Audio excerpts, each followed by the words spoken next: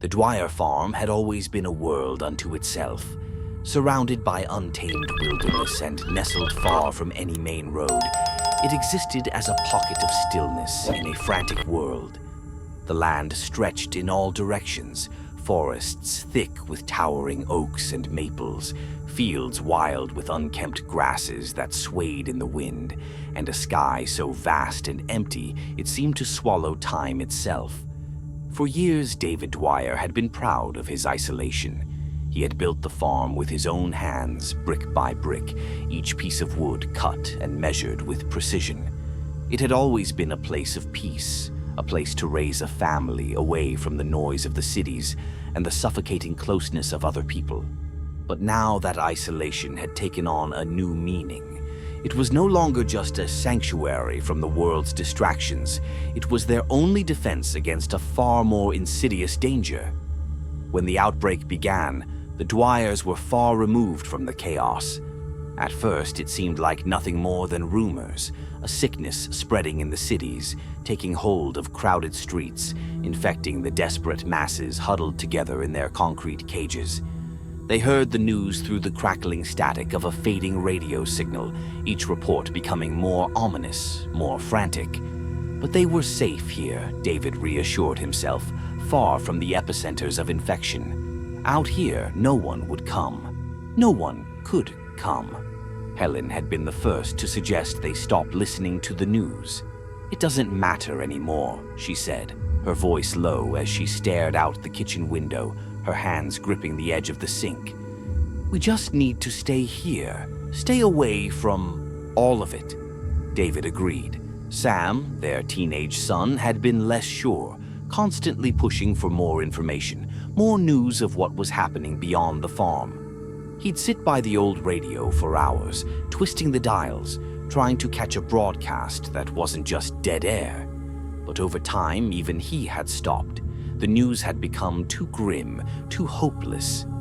Now the radio sat silent on the kitchen counter, a relic of a world that no longer existed. Months passed, and the Dwyers fell into a routine. There were chores to be done, animals to tend, crops to grow. The rhythms of the farm became their comfort, a way to block out the world that was unraveling beyond the trees. But as the days stretched into weeks, and the weeks blurred into months, the silence became something else. At first, it had been a relief. No more frantic broadcasts, no more screaming voices from the radio, no more fear that the infection would find them. But as the weeks turned into a relentless march of quiet, the isolation began to gnaw at them. David could feel it, a creeping sense of unease that grew with each passing day. The farm, once a symbol of self-sufficiency and strength, now felt like a prison. The walls of the house seemed to close in at night, the fields outside endless and empty, stretching on until they met the horizon. And beyond that horizon, the unknown. The children felt it too in their own ways. Sam grew restless, his chores done quickly, sloppily, so he could retreat to the barn where he tinkered with broken tools and half-finished projects. He rarely spoke, his face often clouded with a distant frustration, an anger at being trapped here, away from everything and everyone.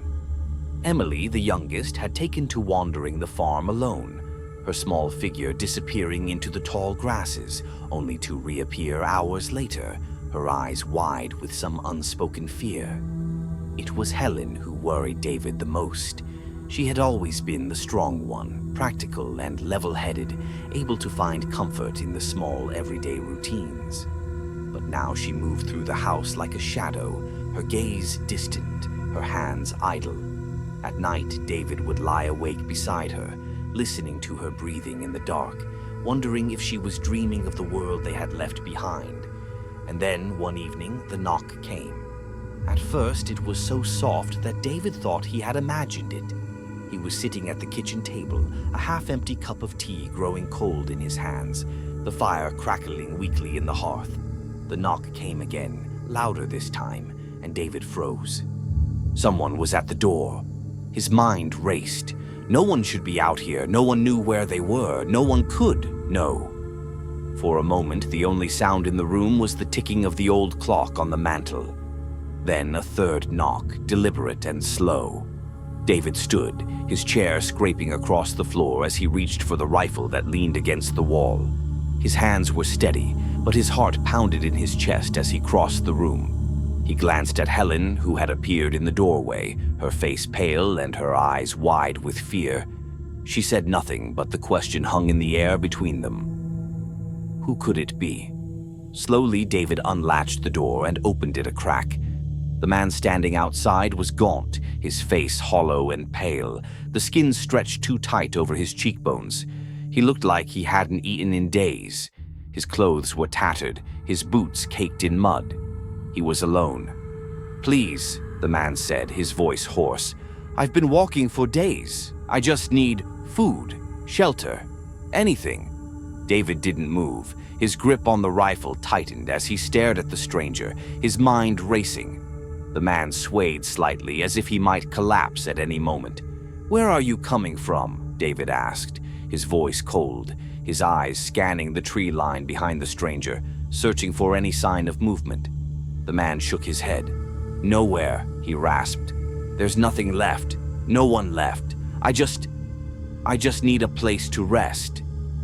Helen stepped forward then, placing a hand on David's arm. "We can't leave him out there," she whispered. "He'll die." David hesitated. Everything in him screamed to shut the door, to lock it, to keep this man, and whatever he might be carrying, out. But when he looked at the stranger's eyes, all he saw was desperation. The man didn't look infected. Not yet. But could they risk it?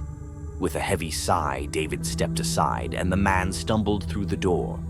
The firelight cast long shadows across the room as David shut the door behind him, sealing them in. The stranger slumped into a chair, his face drawn and haunted, his eyes darting nervously around the room. That night, as the wind howled outside and the fire crackled weakly in the hearth, David sat awake, staring at the door. For the first time in months, the farm didn't feel like a sanctuary. It felt like a trap. They had let something in, and something had changed. The farm had never felt this crowded, even with just one extra person. Thomas, his name had come slowly from cracked lips as he gulped down water on that first night, was a constant presence, lingering at the edges of their lives. His gaunt frame moved silently through the house, his eyes always watching, his face a mask of exhaustion and something else, something David couldn't quite place. David kept his distance. He didn't trust the stranger, and his instincts told him that something wasn't right. But Helen had made her position clear. Thomas was one of them now. She had taken to feeding him from their already dwindling food supply, her maternal instincts overriding every warning David had tried to give. Sam, too, was drawn to the man, fascinated by his stories of survival in a world that was no longer recognizable. But David couldn't shake the unease that gnawed at his gut. It was more than just the idea that Thomas might be infected. It was the way the man moved, the way his eyes would linger too long on certain objects. The radio, the food stores, the old shotgun hanging above the fireplace, as if he were cataloging everything. David told himself he was being paranoid, that the months of isolation were wearing him thin, but he couldn't deny what he saw. At night, when the rest of the house slept, David would stay awake, listening. There were strange sounds now, soft creaks and groans that hadn't been there before. He told himself it was just the house settling, just the wind whistling through the cracks in the windows. But deep down, he knew better. The farm had changed the moment they'd let Thomas through the door.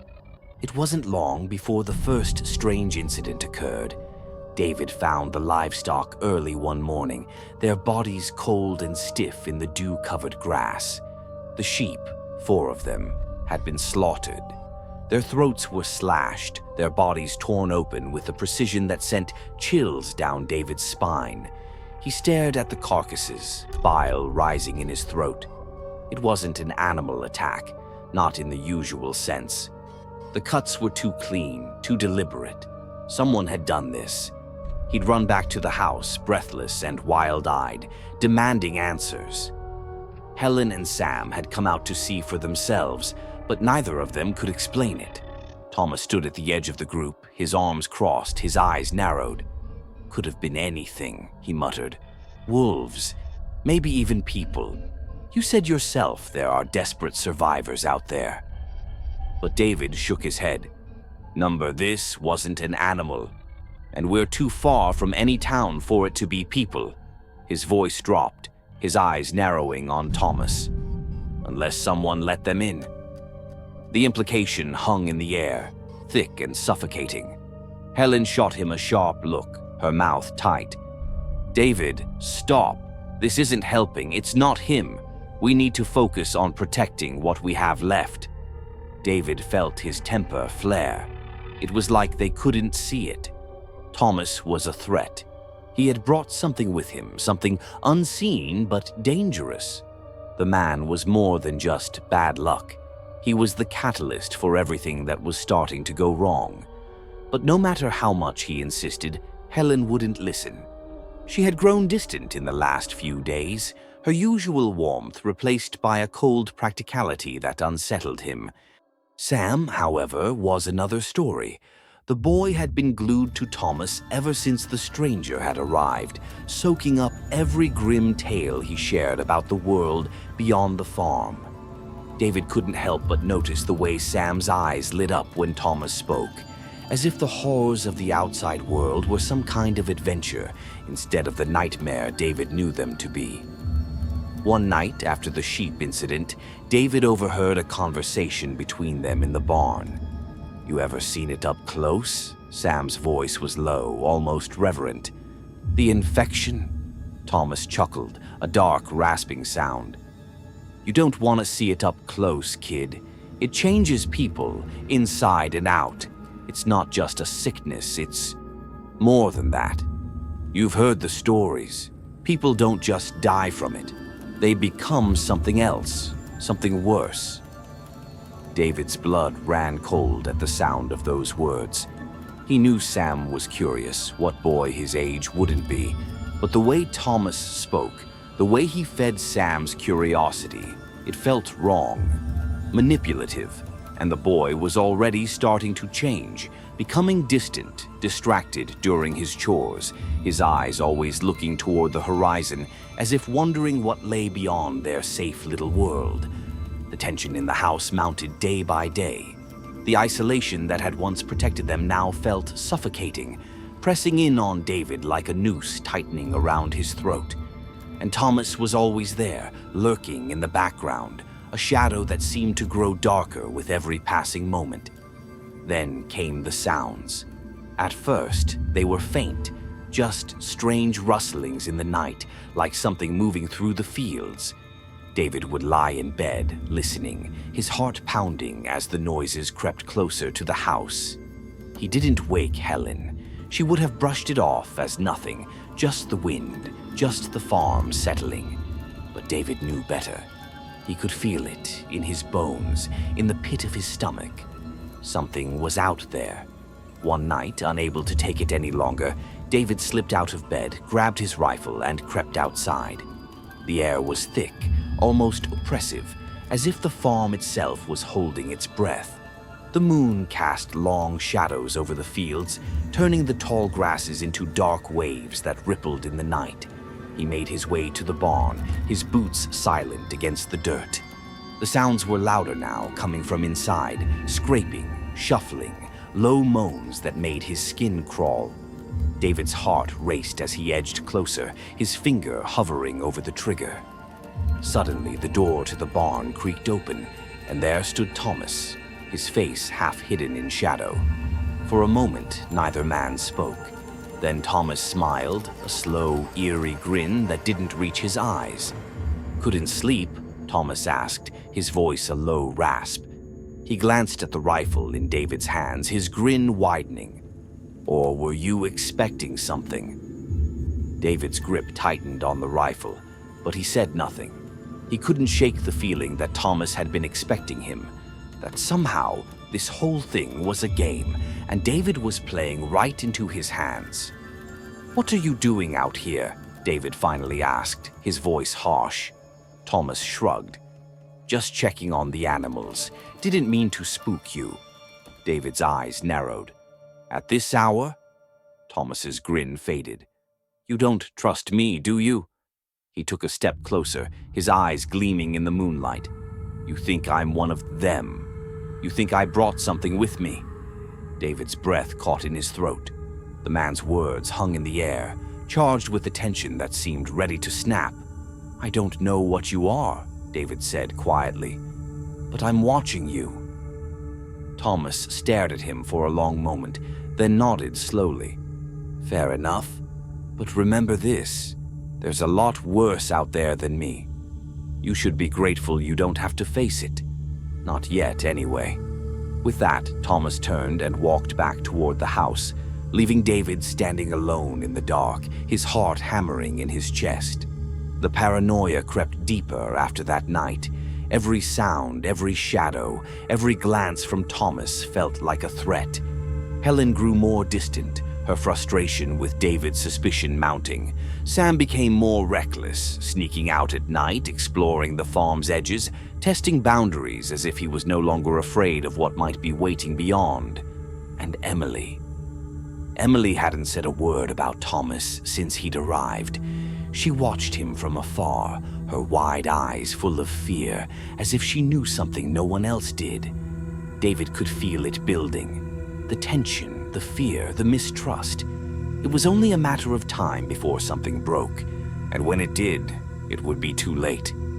The moon hung heavy in the night sky, swollen and sickly, casting long, twisted shadows across the farm.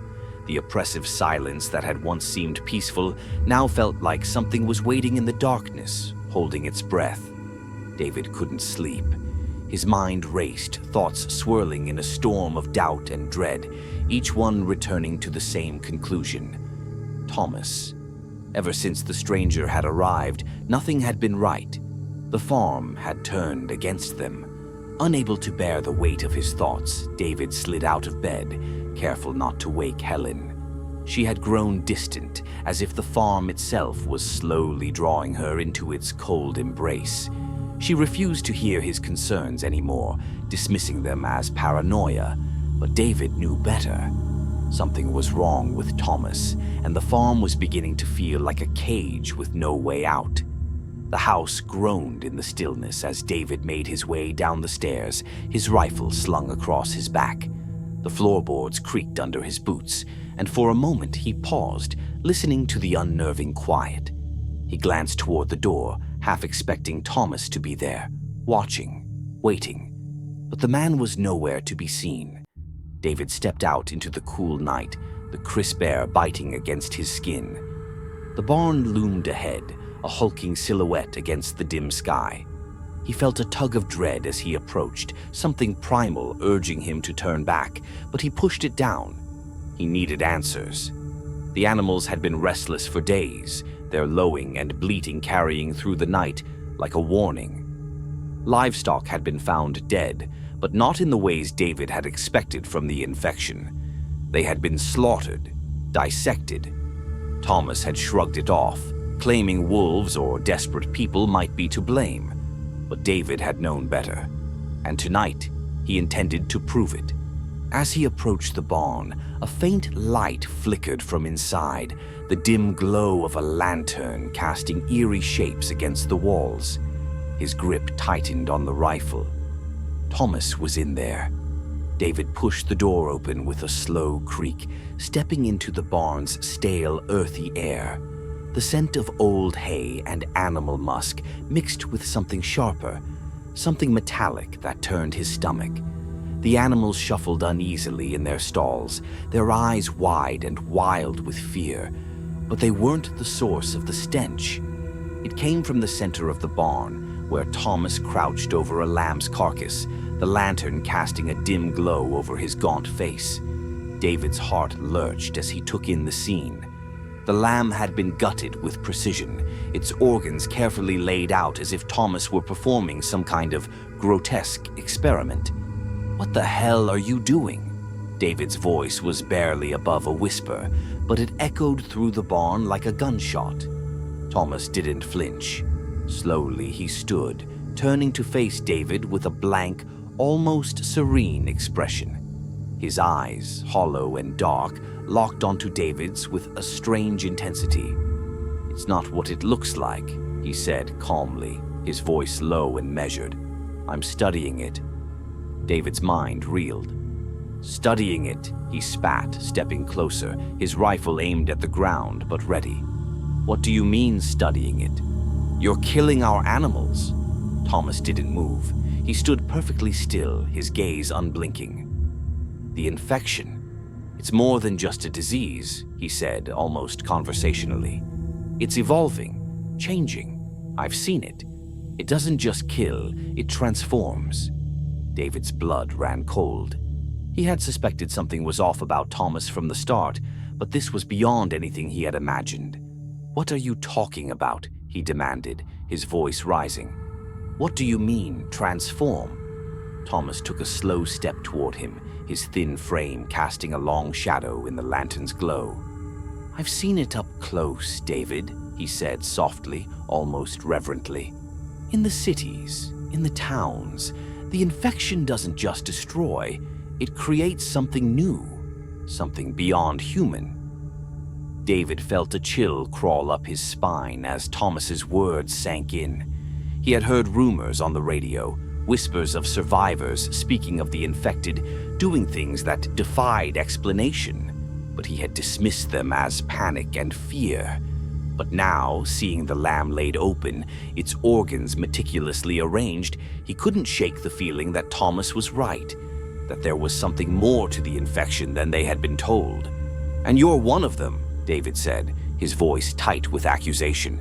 "You're infected, aren't you?"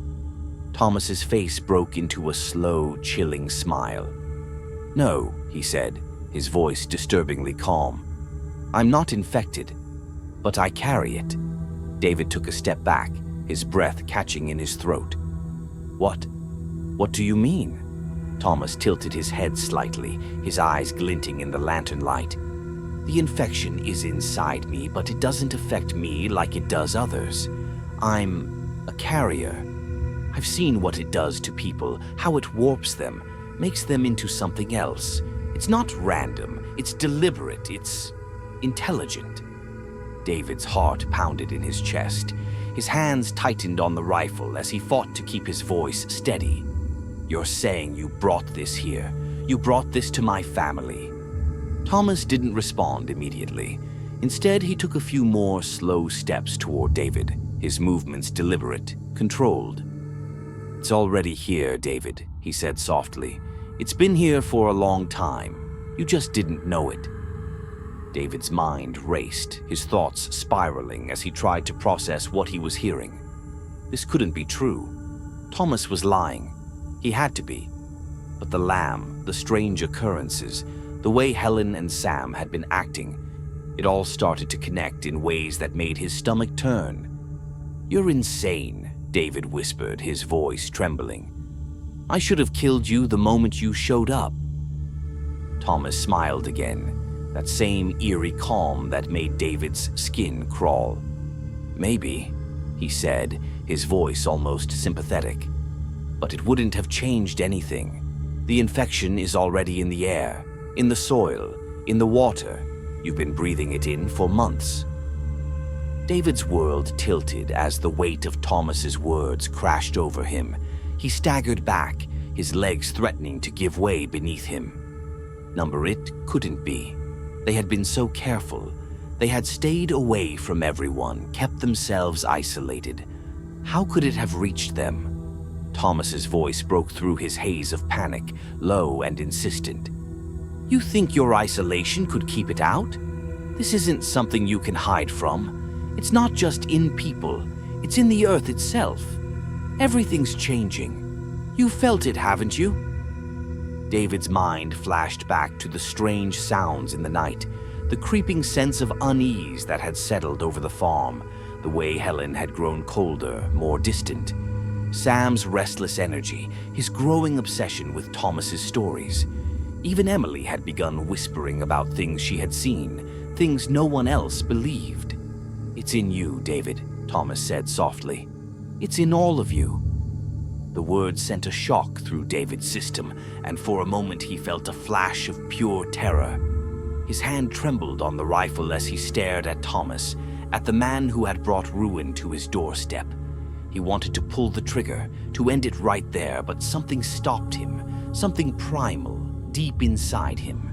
Because Thomas was right. David could feel it. The infection was already inside him.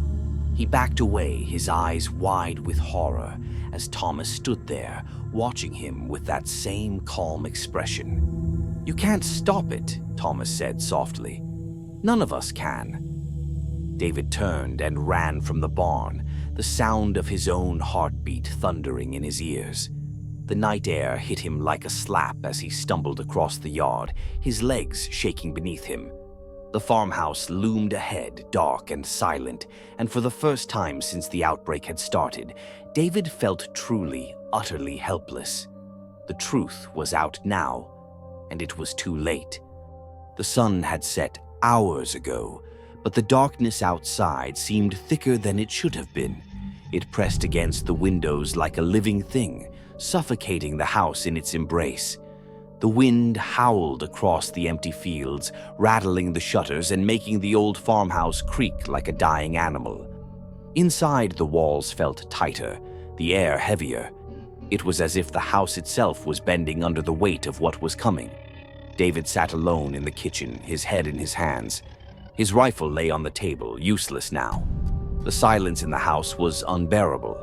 Too silent.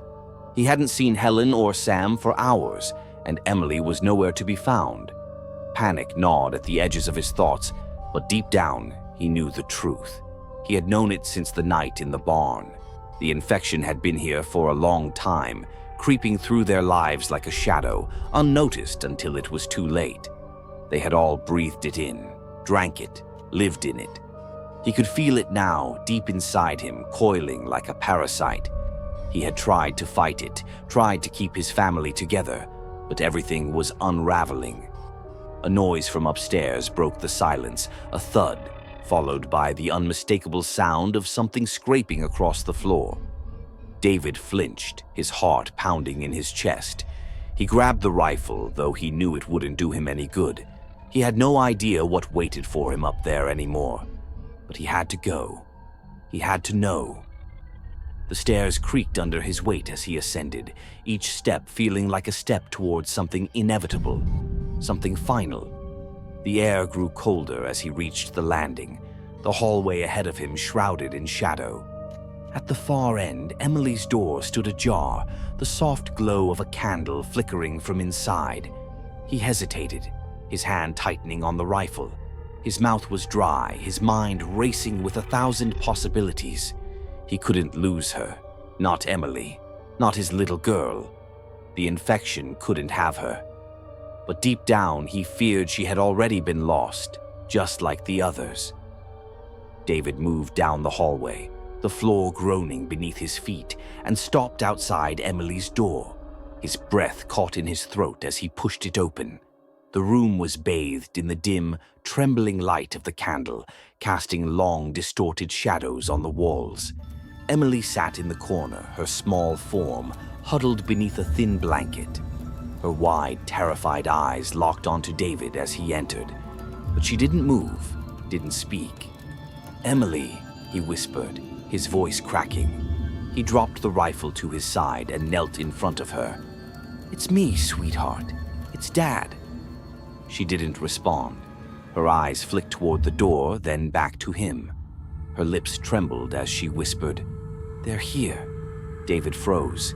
His blood ran cold as he followed her gaze to the doorway.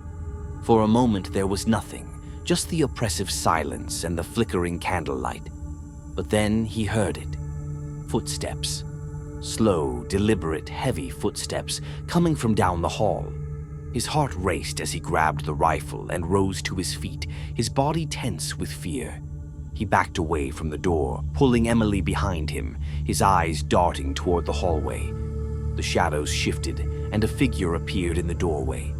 David's breath caught in his throat as he recognized the twisted, disfigured form of Helen, her once kind face now contorted into something monstrous. Her skin was pale and sickly, her eyes dark and hollow. She moved toward him with slow, jerking steps, her fingers twitching unnaturally by her sides. "Helen," David whispered, his voice barely audible. "Oh, God." Behind her, another figure emerged, Sam. But it wasn't his son anymore. Sam's face was twisted into a grotesque mask of fury, his teeth bared in an unnatural snarl. His eyes, once bright with curiosity, were now dark pits of rage and hunger. David's body went rigid with terror, his mind unable to process what he was seeing. His wife, his son, they were gone. The infection had twisted them into something unrecognizable, something inhuman. Helen's mouth opened and a low, guttural sound escaped her throat. It wasn't speech. It was a primal, horrifying noise that sent chills racing down David's spine. She lunged forward, her movements jerky, as if her body no longer understood how to function. David raised the rifle, his hands shaking violently. He didn't want to do it. He couldn't. But as Helen's twisted form lunged toward him, he had no choice. The shot rang out, deafening in the small room. Helen's body jerked backward, slamming into the wall before collapsing to the floor in a heap. Blood pooled beneath her, staining the floorboards. Sam let out a furious scream, a sound so alien and horrific that it didn't belong to his son at all. He rushed toward David, his movements erratic and filled with mindless rage. David barely had time to react before Sam was upon him, clawing at him with inhuman strength. They tumbled to the ground, the rifle knocked from David's grasp as he struggled to keep Sam's twisted hands away from his throat. "Sam," David gasped, his voice thick with desperation. "Please, it's me, it's Dad." But Sam didn't respond. He couldn't. The infection had taken him completely, leaving only this twisted shell of a boy David no longer recognized. In a surge of adrenaline, David kicked Sam off of him, scrambling to his feet. He grabbed the rifle, his hand shaking as he aimed at his son. Tears blurred his vision as he squeezed the trigger. The gunshot echoed through the house, and Sam crumpled to the floor. The silence that followed was suffocating. David stood there, his chest heaving, the rifle trembling in his hands. He stared down at the bodies of his wife and son, his mind unable to comprehend what he had just done, what he had been forced to do. Behind him, a soft voice broke the silence. "Dad?" David turned slowly, his heart pounding in his chest. Emily stood in the doorway, her eyes wide and filled with tears. She had seen everything. For a moment, they stared at each other in the flickering candlelight, the weight of what had happened pressing down on both of them. David dropped the rifle, his arms feeling like lead as he fell to his knees. "Emily," he whispered, his voice raw with grief. She didn't move. She stood there, her small body trembling, her eyes darting to the bodies on the floor. Are they gone?" David couldn't answer. He couldn't bring himself to speak the truth. Instead, he held out his arms, and Emily hesitated for a moment before rushing into them, burying her face in his chest. David held her tightly, his tears falling into her hair. For a moment, they were still. Just father and daughter, alone in a world that had torn itself apart. But David knew it wasn't over. He could feel the infection inside him crawling through his veins, spreading like wildfire. It was only a matter of time before it took him too. And then Emily would be alone. The thought sent a wave of cold terror through him, but he pushed it down, focusing on the present, on the warmth of Emily's small body in his arms. They couldn't stay here. The infection had already claimed this place, had already claimed their family. They needed to leave before it took them both. But where could they go? Where was there to go? David didn't have an answer. All he had was the hollow, crushing weight of the truth. The farm was gone. Everything was gone. and somewhere in the distance the wind carried the faint, guttural moans of the infected closing in. David held Emily tighter, his mind racing, knowing that there was no escaping what was coming. There never had been. The infection was inside them all. In the attic, the last candle flickered and died,